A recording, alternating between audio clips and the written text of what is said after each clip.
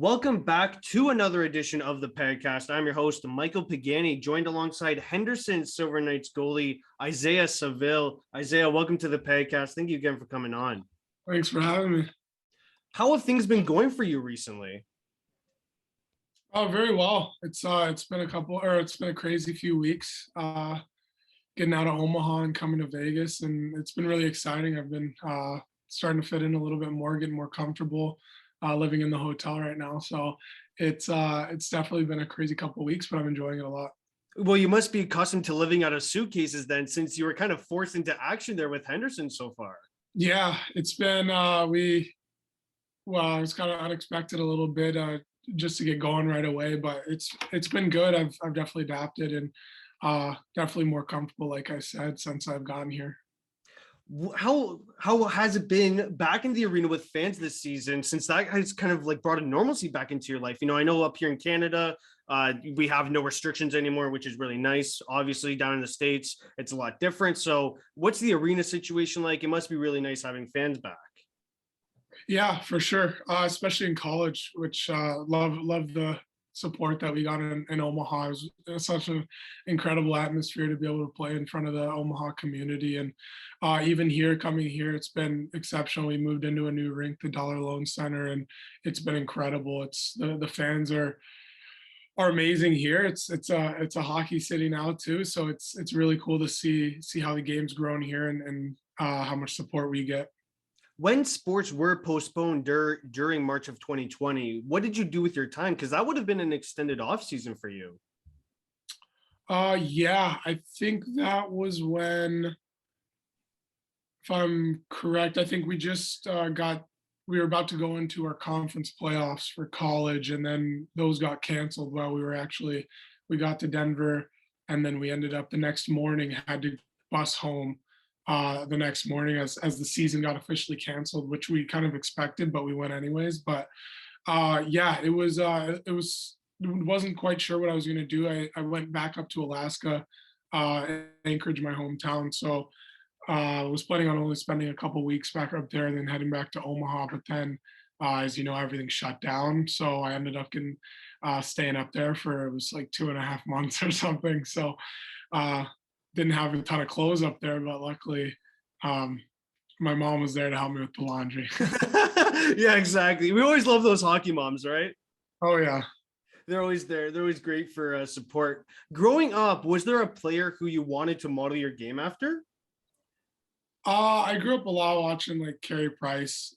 I don't know if I would say I modeled my game after him, but I really like his skating and kind of how he's super poised in the net and stuff like that. So I really enjoy watching kind of highlights of him and practice videos of him. So I assume like when you throw on your phone like late at night, you're definitely watching Carey Price highlights growing up, right? Yeah, definitely when I was growing up as a little kid, I was watching a lot of his highlights. Born in Anchorage, you know, all the way in Alaska, how did you fall in love with hockey? That's a great question. I actually have no idea. I, as far as I remember, I just started skating one day, and then I know I didn't like hockey at first. I was actually terrified to skate. That makes it even better. Stories from my parents, but yeah, it's I'm not really even sure how I got into hockey, but I'm glad I did. Well, the latest Anchorage-born player that has really made strides has been Jeremy Swayman. Have you ever watched his game at all? Have you got in contact with him?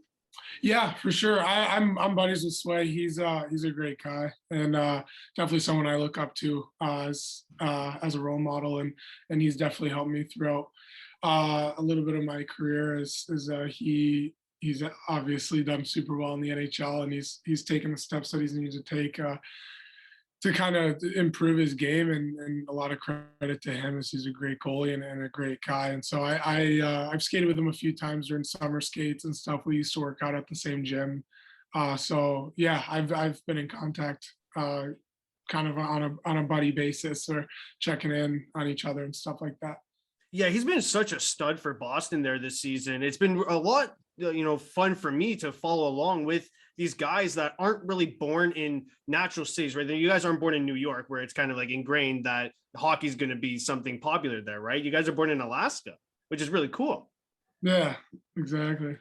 Your first big move was moving from Anchorage to Colorado to play for the Colorado Thunderbirds U16 team. In 16 games, you posted a 213 goals against average and a 915 save percentage. How did the Thunderbirds help make you a better player? Yeah, a lot of credit to just that organization. It was my first year moving away from home at 15 years old, so it was definitely a stressful experience, and moving away from my family and stuff at a younger age was hard and stressful. But just the development plan there is great, and I think it's a great place to kind of grow as a person, as well as it's somewhere that emphasizes a lot on being a good person as well. So I think that kind of goes hand in hand with developing your hockey game, is learning how to grow up as well. Well, and another stat that I want to throw out here was your save percentage in the playoffs, 960. Like that's just unheard of. Like what do you remember from that playoff experience? Not a whole ton. I know. Is that is it tier one playoffs, or was that like? I'm not too sure. It was just on your elite prospects page, Oh. and I just grabbed it. I was like, oh, Yeah. sweet, dude, this guy's awesome. Yeah, I'm not too certain where those stats are from, but, yeah, we won our tier one, which is the league we played in, our kind of like league tournament. So that was a lot of fun. I do remember that. In 2018, you played at the Ivan Alinka tournament, and that would have been really your first time representing the United States on the international stage. What can you describe the feelings that you got when you put on the USA jersey? Yeah, I mean, it's such an incredible experience, and such an honor. It's really hard to describe, honestly, and I'm sure a lot of guys who have been fortunate enough to be able to put USA across your chest. It's a surreal experience. You get caught up in the moment, and it's something that you cherish forever. Unfortunately, I've been able to do it on a couple occasions, and something I don't take for granted. And I'm super grateful and honored and blessed to have had the opportunities to do that. Fast forward a couple years, and now you're playing for Tri-City in the USHL. How did you end up there? Yeah. So I was drafted by Madison Capitals in the USHL, and ended up not going there and playing a year in the Null. And then the year that I was deciding I'd end up go and play in the USHL, I had my rights traded, and thankfully it ended up in Tri-City, as it was a great spot to play, and obviously we had an incredible team in front of me, thankfully. And yeah, that's kind of how it ended up. I was back in Anchorage for the summer, and I got a call from Anthony Noreen, who's the head coach there, and he let me know that they traded for me, and I was super blessed and super excited, and got to main camp, and got the year started. The Chicago Steel is one of the more, I guess, renowned teams in the USHL there. Did you kind of have that game scheduled, on the calendar circled there, that like Chicago Steel, like, this is a big game because it's against one of the top teams in the league? Yeah, I mean, there was a few teams that we definitely kept on our radar during that year, and I think as we were the top team in the league, I'm sure a lot of teams had us circled as well. But I loved playing against Waterloo, the Blackhawks. That was a fun place to play at, and play home against. And I think all those games were super close games, if I can remember. But as far as certain teams, I don't. I think we kind of just prepared normally for whatever opponent it was. In 6 playoff games with Tri-City, you had the one shutout, but it must feel so much better getting that one shutout in the playoffs rather than the regular season. Yeah. I mean, I would be fine with giving up 6 goals a game and winning a trophy at the end of the season. But yeah, it was definitely a disappointing end of the season. I didn't really focus too much on the whole stats part of it. But definitely getting swept by Sioux Falls at the end there was pretty devastating for all of us, as we had, in my opinion, we were definitely the best team in the league, but we obviously couldn't do it in the playoffs. Well, I mean, with every, I guess downfall, there does come some triumph, because later that year you did get drafted by Vegas in the 5th round. How did you celebrate that milestone? Yeah, obviously super exciting moment in my life, a dream come true. It's something I honestly, growing up as a kid, I never even thought about that or thought about it being a reality or anything like that. And I didn't actually go to the draft just with the busy summer schedule of going to the combine and stuff. I decided to spend it at home. And so we threw a draft party with all my closest friends at my uncle's house and all my family. So it was definitely another surreal experience, as that word's coming up quite a bit now. But What was the experience like at the combine? Because I'm certain that that would have been a little bit stressful. yeah, it was actually a lot of fun. You get to meet with a lot of NHL teams and really get to know people in different organizations, and you get to see a lot of buddies that you haven't seen in a long time, which is also a great part of it. There's a lot of downtime there as well. So you, I was lucky enough to have Ronnie Addard as my roommate as we played together in Tri-City. So I got to spend a lot of time, get to meet a lot of new people as well, and obviously the testing's a hard part of it, but all the rest of it is a great experience as well. And Ronnie made his NHL debut with Philly, I think a couple of games ago. So like huge Yeah, props to him. yeah, it's unreal. Super happy for him. Do you remember what, I guess, one interview question that you got from teams that, that interviewed you? Because I heard that like some interview questions can get really weird. Like sometimes they make you do math quizzes, which I find pretty weird. Yeah, I remember one of them. I got a riddle, but I'm not 100. I can't remember exactly what the riddle was. I don't remember a whole ton about the interview questions. Well, that's definitely one of the weirder questions. Like riddle, I guess it tests something about your memory. I don't know. Yeah, honestly, most of them are a really good time. The meetings or the interviews, or a lot of them aren't even as much of interviews as much as they were like hanging out and talking for 10 minutes Oh yeah. and seeing what your life is like and stuff like that, rather than kind of grilling you on hockey stuff. It was more of a get to know me kind of thing. So I think I really enjoyed that aspect of it. Let's get into your college career here. That is where you played your next portion of hockey. It must feel nice, playing at the University of Nebraska-Omaha, that you didn't have as much roster turnover as you may have had growing up. Yeah, it was the first place that I got to call home for more than like 8 months. So it was yeah, I really enjoyed my time there. It's that community, that athletic program at Omaha is something that's incredible, and I'm super thankful for that I had the opportunity to even be able to play there and be a part of the culture there, not just for the hockey team, but for the whole school. It's an incredible school and an incredible hockey program as well. And so, yeah, it was nice to not have to bounce around. I attended 4 different high schools in high school, and so it was nice to be somewhere for a good chunk of time and not have to move every year. What did you find most difficult about your first year in the NCAA? Yeah, it's faster, it's harder, it's everything. You have to manage the school aspect of it too. It's as I guess I played juniors through high school, so I kind of had that under my belt. But I know guys who were on my team who like aged out of juniors and hadn't taken a course in 3 years or something. And I know that was very difficult for some guys to kind of get back in the swing of things with school, but college is definitely different than high school. So it's hard to manage your outside life with your hockey life with your school, and it's something that you have to find a good balance with. And thankfully, at Omaha, we had all the resources we needed to be able to balance them. You got invited to the World Juniors in 2020 for Team USA when you guys did beat my Canadians. We didn't like that result. What was that like for you, even though you never even played a game? Because that's a world-renowned tournament. Yeah, no, it was a great experience. I was super happy with it. I would have liked to play a game, but some things don't go your way 100%. And I was just so thankful to be able to get to be there with Wolfie and Niter and all the guys that I was there with.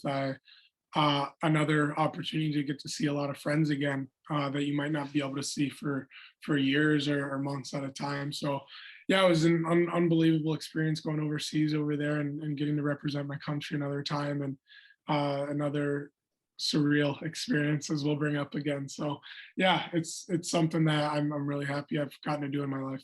How, I guess, like, what's the wow factor with Trevor Zegras? Because you would have had, perfect perspective there watching him throughout the whole tournament. Yeah, that guy's a freak. He's I don't understand half the stuff he can do, but yeah, I've been scored on him a few times in practice. So thankfully it's been in practice and hopefully it won't happen in a game anytime soon. But he's a different animal. His skill is out of this world.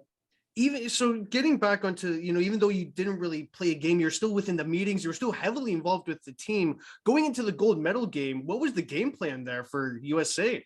Because obviously my year we didn't make it to the gold medal. We lost to Finland in the quarters, I think it was. Okay, sorry. That's my bad then. I feel completely embarrassed. So I was there the first year Zegras and Caulfield were there.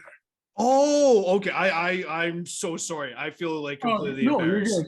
You're good. I'm so sorry.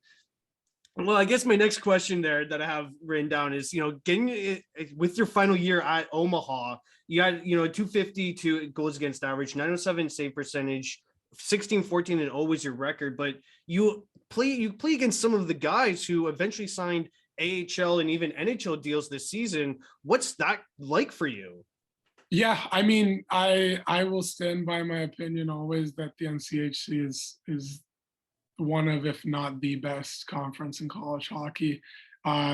You can go down the line of any roster and there's multiple draft picks, multiple top draft picks, and you can just see, I mean, what is it?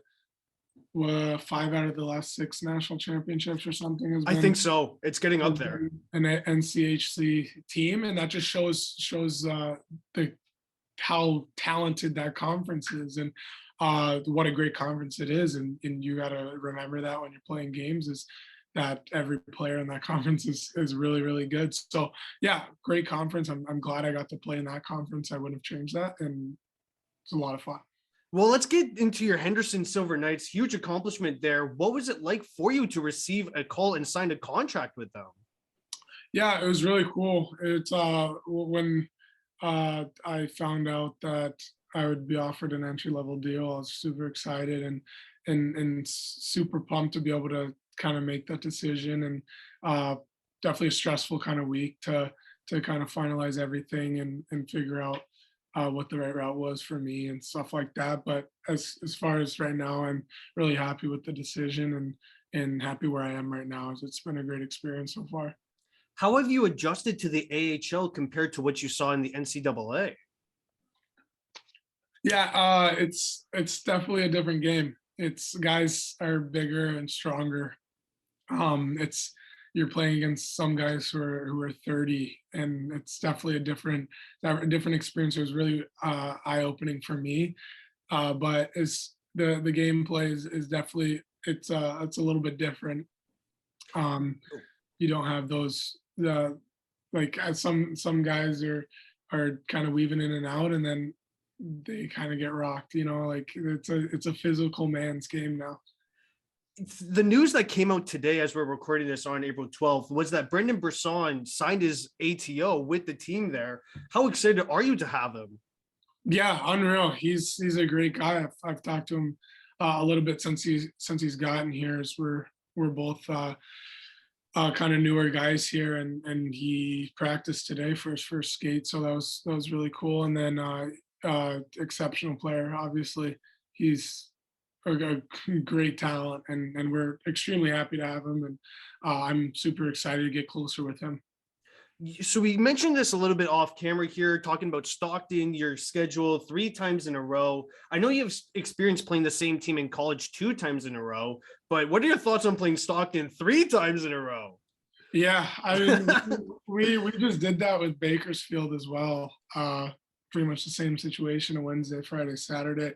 Yeah, it's pretty cool. I don't have a set opinion of like, oh, I love it or I hate it, but it's I mean, you go into every game treating it the same, and you're looking for the same result of 2 points. 2 points is 2 points, no matter how you get it, right? Doesn't matter the opponent. Exactly. As a goalie, how do you game plan against a team like Stockton? Yeah, you just I think the goalie position is a little bit more unique than kind of the systems that players have to play to, where you really have to make sure you know your game plan and your play style. I think when you try and do too much as a goalie, that's when you kind of get out of sorts and you start costing yourself and the team. And so I think it's just important to stay true to what your game is and keep your confidence high and have that short memory if things don't go well. What is your game day routine? Yeah, like in general or just Yeah, like what? what's your game day routine? You wake up, Stockton's tomorrow. What are you doing tomorrow to get ready for the game? Yeah, I like to pregame skate, and then I've gotten into taking a nap. I wasn't super into taking naps in college just because I always felt like I was more tired. But you play so many games that you're pretty exhausted that naps are kind of crucial now. I learned that from Joel Ward, one of our coaches. Yeah. He's like, you'll learn, you'll want to nap. So I like taking naps now. I also like after my nap to have a coffee and go for a walk. I think that helps me wake up and kind of get some fresh air and get some natural light back on me. Do you guys ever play sewer bowl before the game? Yeah, I'm not a big sewer guy, but I mean, yeah, everyone for the most part does. How much help has Fred Brathwaite helped you fit in with the Henderson Silver Knights? Because he's a former NHL goalie. Yeah, he's exceptional. I've gotten to grow a really good relationship with him, and I know we have a mutual respect for each other, and I really appreciate everything he's been helping me with, and it's really cool to have such a great goalie coach here, and a lot of credit to my goalie coach back in Omaha, Rob. He's exceptional as well, and to go from him and then go to Freddie and have two exceptional goalie coaches back to back, it makes it a lot easier on myself. You must spend a lot of time picking Freddie's brain then. Yeah, we do a lot of joking around. We like to keep it loose and get to work when work's needed. And but yeah, he's got a ton of experience and a ton of stories and guidance, and I appreciate it a ton. Since you are a player of color, with race being so, I guess, in hockey, because, we're trying to eradicate that. There's been tape out hockey being advertised here in Canada. How are you going to use your voice to try and eliminate the racism that, you might have witnessed growing up? Yeah, in college, I actually had for 2 years on my helmet, I had MLK quotes on my backplate of my helmet. And I think whether it's that or just being who I am, I think I'm fortunate enough to have a platform to use my voice, and I want to be able to be that person who can use their voice when others can't. And I think that's really important, not just in our game, but in society as well, where you have a voice and you're able to use it. And I know it's scary for some people to be able to do that. So I want to be kind of a person who's there for you and for people who need help voicing their kind of opinions and their beliefs and stuff like that. So I try and make sure I keep up with that. I grew up in a diverse family as well, so it's I stay true to that, and I think having the family that I have, it's helped me kind of grow into the person that I am with equality. I love that answer. I really do. And I really do enjoy that you even have MLK quotes on the back of your helmet. Because as a white person, for me, I'm just trying to educate myself as best as possible. And to get that answer from you, it really did speak volumes to me and what I should do better as we move forward into the future. Yeah, I think it goes for everyone as well. It's not just minorities speaking up, but people of all ethnicities and colors, and not necessarily having to speak up, but being able to listen and learn and adapt to different circumstances. And I think that's something that the world has been trying to do. And I think it's moving in the right direction of things are actually being talked about. And I think that's really important for people to be able to speak about it and actually have people listen. I just have a couple more questions before ending off this interview here. If you were to play another sport, what would it be? It would probably be volleyball. I like volleyball in the summer. I like beach volleyball. It's kind of a fun pastime. So I don't know how far you can really go with that as a male, but I like it. Who would you pick as your volleyball partner from the team there? From the team? Yeah. Oh, I'll just go with my goalie partner, Yuri Patera. Him and I are really close, and him and I always are smiling and laughing. So I think that would make the game a lot more fun, regardless of the score. So speaking on your college experience here, because you haven't really played in the AHL for all that long, but what's your favorite arena to travel to? Coolest or favorite? Because that's a good one. We'll go with coolest. Coolest was definitely North Dakota. I did not enjoy going there, but I'm not a big fan of Grand Forks. But yeah, that rink is incredible. Obviously, I like to play at home in Baxter. I think it's one of the best rinks in college hockey. But the Ralph was definitely another animal. So would you say, so in your opinion, what would be the worst arena then? Would that still be North Dakota, even though you said it was the coolest? Yeah, I don't know how that would work. There's not too many bad rinks in college hockey. They are all like kind of decked out. Like they're all sick. Yeah, especially the old ones too. Like the old ones are super cool still. Like I loved playing in Western Michigan because they have that really old rink, and it was really fun and a crazy atmosphere. So it was a lot of fun to play there as well. I wouldn't say I hated any rink. Well, that's a fair answer. To close off this interview here, do you have any advice for younger hockey players? Sure. I think it's just about staying true to yourself and knowing your path. I think there's a lot of different paths you can take through hockey, and I don't think it's set in stone for one person. So I think with the hard work and dedication, you have to stay on that path. And it's definitely a difficult road, regardless which road it is. And so I think staying true to that is something that'll make you successful, not just in hockey, but in life. Well, I'd like to thank again Isaiah Saville for joining me on today's podcast. Thank you again, Isaiah. Thanks.